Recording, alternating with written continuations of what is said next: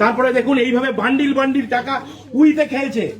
আজকে কর্পোরেশনের অফিসাররা এসে যখন পরিষ্কার করতে বলেছে, তালা ভেঙে এই পার্টি অফিস, দেখুন বাবা, দেখুন নেতৃত্বের পার্টি অফিস, তারা এখানে এইসব হোর্ডিং ব্যানার এবং এই বাক্স দুটি রেখেছিল।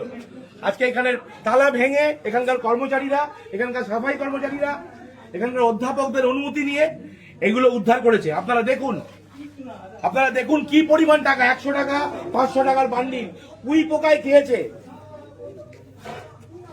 এই টাকার উৎস কি আমরা জানতে চাই। এই টাকা কারা?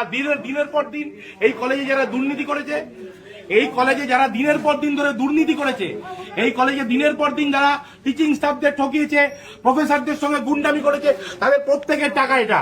এবং এই টাকা কোথা থেকে এসছে তারও উত্তর দিতে হবে। আমরা আজ পুলিশ ডেকেছি, মিডিয়াকে আমরা খবর দিয়েছি, তারা আসছে, এগুলো তারা সিজার করবে, এগুলো তারা নেবে এবং তাদের প্রত্যেকের এর জন্য সাজা হবে।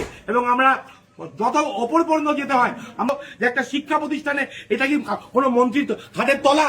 আপনারা ভাবুন, লজ্জার বিষয়। একটা শিক্ষা প্রতিষ্ঠানে এইভাবে টাকা পাওয়া যাচ্ছে উইতে খাওয়া।